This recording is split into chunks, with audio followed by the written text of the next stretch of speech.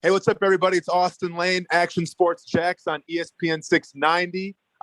Joined by, well, I guess you can say maybe a former boss of mine, but now Tony Khan. Tony, thanks for coming on, man. I appreciate it. It's always great talking to you, Austin. How are you, buddy?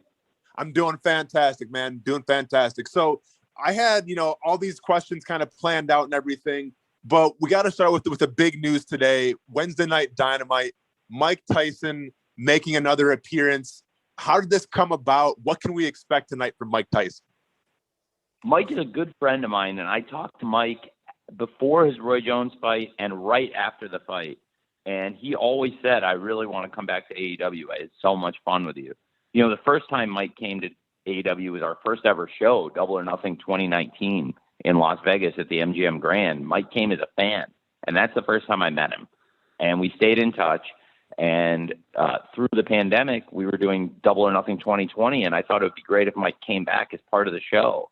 And he was happy to do that last year, and so we stayed in touch. And then after he got done with that Roy Jones fight, he said he wanted to come back, and we were looking for a date that would work for everybody, and this was a great date for Mike to come back. And so when he said he was available, I jumped on it, and I'm just really excited to have him here tonight. And it's great for the fans in Jacksonville, Austin, because, we've done these shows here for the local fans. Tonight is a great chance to come see Mike Tyson. It's affordable seats. And these days, you don't get to see big stars in live events as often as you did pre-pandemic. I mean, now we're getting back to normal, but here in Jacksonville, things have been pretty normal all along, in the sense of there have been safe live events. We've been doing these shows since August with no transmissions among the fans and staff. And, we found a safe way to put on outdoor wrestling shows at Daly's Place. I've equated it to the drive-in movie experience, where people are sitting in those pods. There's nobody near you, nobody bugging you. It's just you and your immediate group, whether it's your family or friends or whoever you came to the show with, but you're not sitting in a packed arena surrounded by people inside. And so I think now we're getting to the point where it's getting safer and safer as more people get vaccinated, and we're building up that immunity where, people can get bigger capacities and bigger crowds again. But for us to be able to have these shows here in Jacksonville, it's been huge. And I can't thank the local fans enough. Like, anybody listening to this, thank you so much, especially for anybody who's come to any of these shows at Daly's Place in the last 8 months, particularly the shows where we've had this great support.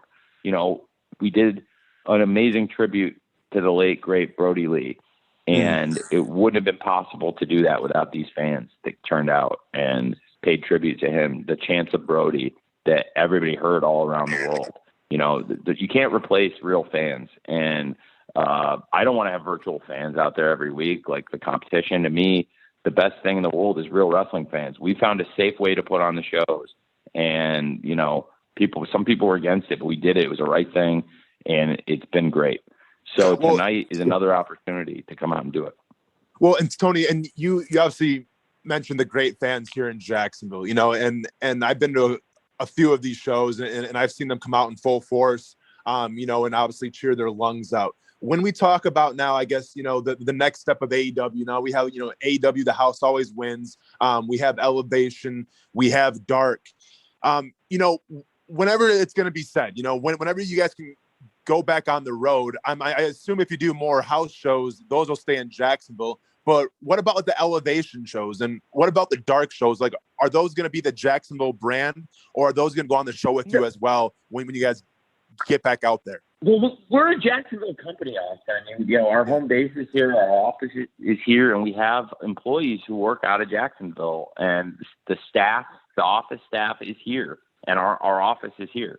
So for me, I would always like to make Jacksonville a big part of the AEW schedule, and I intend to do that largely as a thank you to this community, because Jacksonville has supported this brand. We are the home team here, and so I want to keep coming back. I do think it's going to be where we can do Dark and Elevation in other places too. So I don't think those are always going to be here, but I think Dynamite, Dark, Elevation are always going to be back here in Jacksonville often, even when we start touring again.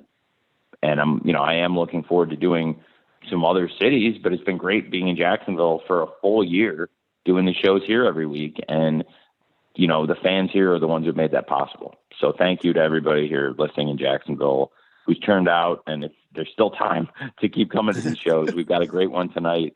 And, Austen, you and everybody that's come to these shows, I really appreciate it. Well, and Tony, you kind of said it, man. Like, you guys obviously took a little bit of a risk, when you let fans attend. And I think that you saw it in the brand where when the fans are there, it adds another element, But it was a calculated risk, there's risk in anything no, like without doubt. It wasn't, I knew we were doing something safe because there's 99% less risk of the transmission outside, which is why I've kept the show outside for a full year. We've done it, through rain and shine. We've learned all kinds of new things about putting on an outdoor wrestling show. It's been hot, it's been cold, but it's been safer. You have 99% less risk of transmitting to the person closest to you outside versus inside. And also by spreading the fans out and doing the 25% capacity, it worked great. And actually we did it before the Jags. The Jags were planning to start the season, and AEW, we set up with our 25% capacity seating pods several weeks before the NFL season kicked off. And then when the NFL season kicked off, only 2 teams in the NFL had fans in the stands, the Jaguars and the Chiefs. Yeah. And it was really, really important. I mean, that crowd support is really important in football for the players and for the presentation on television. It's also the same way in wrestling. It's really important for the wrestlers and the presentation on television. And I'm really proud that we did those shows in Jacksonville with no transmissions this whole time, like through the Jags and AEW. So there have been people that were worried about coming to the shows at first, to the games, and then they heard from their friends and family, like, this is safe. Like, there's no, we've had rave reviews about the experience, and it allowed people to keep going. And then I went to the Super Bowl and the national championship game, Alabama versus Ohio State, sitting in the stands, scouting, but I had my notebook, but I'm sitting out with fans in the stands. And I was with Trent at Alabama, Ohio State, for example, and we had our notebooks and stuff, but there's sitting out in a pod, out with the fans. Yeah. Nobody came up and bugged us, and it's a great experience. And it was, normally I'm backstage or up in the box at the Jags game, so I'm not sitting out with the fans in Jacksonville. So it was great to go down to Miami for Alabama, Ohio State, to Tampa for the Super Bowl. And, it's a working game for me, but sitting down there with the fans, I got to see firsthand, like, that is a safe way to do it.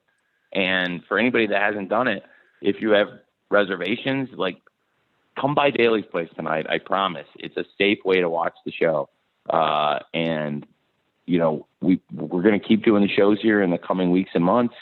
And we've had a great audience that's come out. The weather is really very nice here in Jacksonville right now. So it's a great way to watch a show. And, you and everybody that's come have really added, I think, to the enjoyment of fans all over the world, not just in Florida, not just in the United States, but we have big audiences in Canada, in England, and all over Europe, in Africa and South America. So just kudos to all the wrestling fans in Jacksonville that show up every Wednesday, including tonight, because we have a great audience tonight. Well, and Tony, obviously, selfishly, I want you guys to stay here forever and just do the shows, but I understand how the wrestling business works. And, I think you guys should take great pride in being the forefront of offering a very safe experience. As more talks come out now and as more people get vaccinated, it's starting to look like things are starting to open back up again. I think some NFL stadiums might hold max capacity coming up this up and coming year. I guess from your standpoint, like, when do you guys go back on the road? Is there a timetable set up? Is there something that you're actually looking for? Like, when do you know that, hey, we're going back on the road now? Thanks, Jacksonville, but we have to get across the country again. Well, it's never going to be like that where, thanks, Jacksonville. We're going to keep coming back. And right now, as it stands, now, we're a few months away from doing shows on the road. But when we do shows on the road, I'm also planning to make Jacksonville a regular part of the rotation. I think I'll stick and move a little bit more as a promoter. And as I try to route the tours in the future, Jacksonville is always going to be a major part of it as our base here. So, like I said, we're the home team, and I plan for us to keep doing shows here because the local community has been a huge part of AEW, and I'm really grateful for Jacksonville helping keep AEW so strong the past year. Well, and Tony, speaking of keeping AEW strong, not only the fans in Jacksonville, but the fans watching, all around the world, essentially on TNT. I get it. You're a businessman, but I feel like you're also a competitor. And as a businessman, your direct competition now moving to a new night, that's great for business. But my question to you is, as a competitor, are you going to miss those ratings battles at all? Or like, did you kind of use that as fuel? Or are you excited now that you have that Wednesday time slot all to yourself? We still have a lot of competition on Wednesdays. That was one aspect of the competition, but the competition is also other shows. And it does me no utility to name those other shows, but there's a lot of competition on whether it's sports or other shows on TV, and there's a lot of great channels on TV and ESPN, and there's a lot of competition. So I find that every Wednesday night there's a lot of competition, no matter when we're on. So I believe that the TV is a competition, but I definitely think that that wrestling competition did breed a healthy spirit, and a lot of great things came out of it. I think it helped both companies build audience in terms of fans going back and forth. And I think now that that we're going to be the only wrestling show on Wednesday night, it is a good thing for us. So I'm looking at it as a positive. But absolutely, there were good things about the competition too. All right, Tony, I got a few more questions for you. So I want to go back to Double or Nothing in Las Vegas. It was really my first time covering an AEW event. And obviously, you're gracious enough. I was very pleased. I did not know you were coming. I was very pleased yeah, man. That. I mean, they ended up, like the ESPN 690 helped pay for my plane ticket and everything. They're on board. So it was a pretty cool experience. And obviously just to be a part of history. And I had a lot of friends that were there as well, made a lot of new friends in the wrestling community as well. But one of the very first questions I asked you. Being an old friend, I think a lot of the wrestling community was very jealous that we had the pre-existing relationship since you played for the Jags. I was very eager to talk to you, and then the rest of these guys are like, "Why is he so eager to talk to Austen?" No, for sure. Oh, trust me, I've gotten personal messages stating that as well. So, but one of the very first questions I asked you was, would we be seeing a lot of you in terms of inserting yourself, on TV or doing promotions and things like that? And obviously, you kind of laughed it off a little bit and said that there's no way. Well, then let's fast forward now a couple years, and you're almost like the concierge of the forbidden door, if you will. And you've done these great things. And that's so. I kept my promise, which is that I'm not going to use our 2 hours on TNT to spend a lot of time with me or my immediate family on television. And I have not done that. I've never come out. I don't make the matches on TNT, for example. Yeah. I'll always give them to Tony Schiavone on the headset or JR or Excalibur to make announcements. I don't need to do that, and we don't need to have me out there fighting people on Wednesday nights. Now, in the world of wrestling, I am the forbidden door, and most of the movement between wrestling companies flows through my office, through my phone, through me personally. So that is just the truth, and I don't play that character on the show. Sometimes on other wrestling shows, I will appear as a version of myself. And it's fantastic. It's a very exaggerated version of myself. But I don't do that on my own show, which is what I always said I wasn't going to do.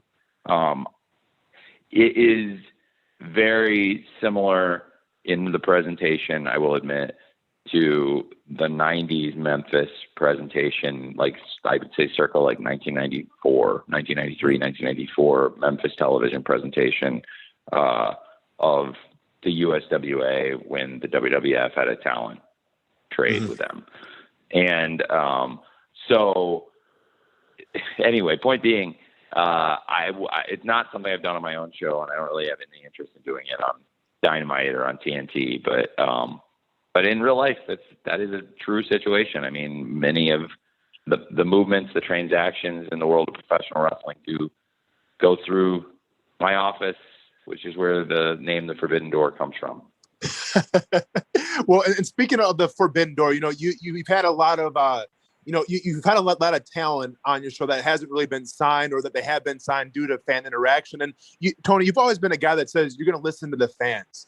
And I guess my question to you is, how much does the fan demand affect, the talent that you bring in, the talent that you eventually sign? Because I'm reminded of Eddie Kingston. I wasn't too familiar with Eddie Kingston until his first match with Cody Rhodes, and he cuts that great promo, and all of a sudden Twitter was ablaze of just how great Eddie Kingston is. And a few days later, we see that, Eddie Kingston is all elite. And I think the same could be said for Red Velvet as well. When she took on Jade Cargill, but also had the help of Shaq and Cody Rhodes as well, where, that match really put Red Velvet in a great light. I thought Shaq did a great job as well, but we kind of saw once again just this Twitter reach where it's like, you guys got to sign Red Velvet. You got to sign Red Velvet. I guess just how much are you listening to the fans in terms of these accusations?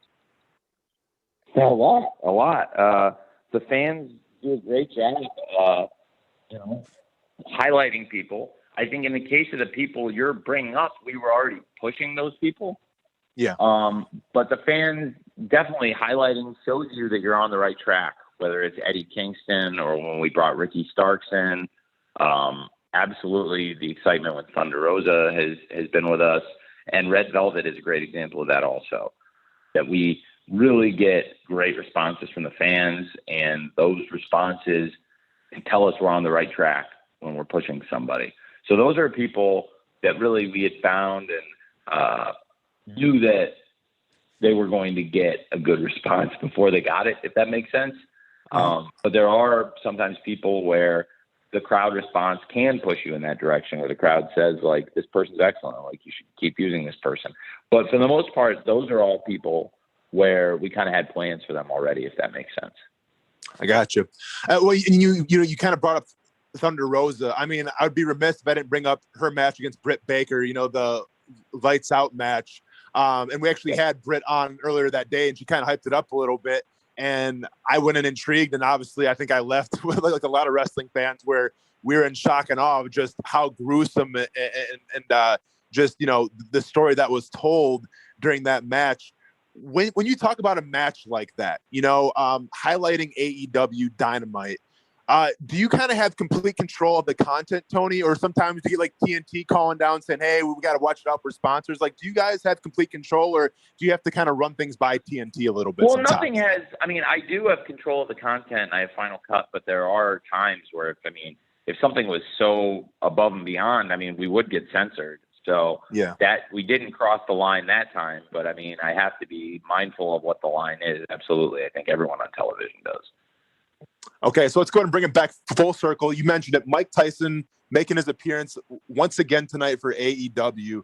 And Tony, you said it yourself. You've known Mike Tyson now. He's a good friend of yours since AEW Double or Nothing. I'm a child of the '90s, and I kind of saw like the end of Mike Tyson's career. But for whatever reason, I'm so captivated by this dude. Whether it's like his cartoon on Cartoon Network he's got, or it's like his one-man show they did in HBO. Like, what? And you probably can answer this question better than anybody. What is it about Mike Tyson that still to this day we're talking about him in 2021 as being this guy that's going to bring eyeballs, to your show, but also just this mainstream A-plus celebrity? Mike is so captivating. He was a captivating boxer. He was the greatest pay-per-view attraction of my childhood and of, maybe our lifetime. And he's really grown as a person. When I was a kid, Mike Tyson wasn't known as the nicest guy. And I think Mike would be the first to tell you that, like, he was not the nicest person in the 90s, maybe. But the Mike I know, the Mike I met in 2019, and, the modern day Mike is a great person who's grown a lot. And I think it shows, people change, people grow. But what's great about Mike is he's still got that hand speed. He's still got that natural charisma. He's still dangerous. There's just something about that aura of Mike, the explosiveness, the unpredictability. Nobody's ever had anything quite like it. And when he got back in the ring with Roy Jones, to see that Mike still had that hand speed and he still had it, it was really, really cool. I'm sure you watched that fight. Of course, without a doubt. And so, yeah, I think that showed that there's still a great audience for Mike. And Mike's a big wrestling fan, a huge wrestling fan. I mean, when he came in, for Cody versus Lance Archer, he was so excited about Arn Anderson and Jake the Snake being out there. And, have Jake Roberts and have Arn Anderson being involved. It was a really big deal for him and as a fan. So Mike loves wrestling, and I love people who love wrestling. And Mike is a genuinely good person. This 2021 Mike is a man who's grown, and there's a really good guy there. And I have a lot of time for good people who love wrestling, and especially if they can help us build an audience. And, Mike's one of those people, and he's just got an aura about him. The wrestlers, the staff, the crew, everybody gets so excited when he's here. I'm serious about this. Urban Meyer does not get excited about the things I'm doing with the wrestling very often, but I was in Urban's office, at work, and we're doing day-to-day business, and I mentioned I'm going over for the show, and when I told Urban that we got Mike Tyson here tonight, Urban was very excited. Like he's gonna come over, and he's fired up. So if I got Urban Meyer excited, I know that we're on to something. Well, it's going to be curious to see where this Mike Tyson journey goes here in AEW. Just real quick, Tony. I mean, obviously Shaq, I thought, did a fantastic job. There were skeptics out there, obviously, but his in-ring work, I thought was fantastic. I thought he showcased, obviously, Cody, but also Jade Cargill and Red Velvet had their moments as well. You kind of left it open-ended a little bit with Shaq. Is there a chance that we see Shaq back sooner rather than later? I spoke to Shaq yesterday. It is definite that we will see Shaq again. He left it open-ended when he left that ambulance. It signified like, hey, where is he? Like, he's not in this ambulance. He's coming back. And they didn't finish him off. That was his idea. It was a great idea. And people are still talking about it. Where is he? And it's because he's going to be back. And I can't wait. I'm so grateful to him. Like you said, his in-ring was tremendous, and that's no accident. Shaq is such a hard worker. He didn't become the greatest big man of all time by accident. There have been other big people, but nobody has ever been as dominant in the post. And the great winner Shaq was. And he's got that mindset in life. And he worked so hard on his wrestling. He trained extensively with QT at the Nightmare Factory. And I have to say, I have said it a lot in recent interviews, and I'll say it again, that Shaq is the greatest. What he did for us, I appreciate so much. It was not a business thing. He is a friend. He is a first-class person, and I just can't say enough great things about Shaq. And that's what I'm talking about here in Jacksonville, that we've had, Shaq came in and wrestled in front of the local fans, and people got to see it. And it's affordable tickets to come and see these things that everyone in the world, there's millions of fans around the world watch that, and we did it here in Jacksonville. So I thought that was really special. And, speaking of Urban and his staff came to that too, and they loved it. And if I can get, people like that, one of the most important coaches, this great executive, this great leader, this guy who's so busy and has all these things on his plate, if I can get Urban interested in what's going on, then I know we're on to something. Well put, Tony. Well put. Well, I appreciate you taking some time today to chat with me, man. Hopefully we can do this in person real soon. But wishing you continued success, man. We'll see you down the road, all right? Thanks, Austin. I'm looking forward to seeing you, buddy. Thanks for having me on.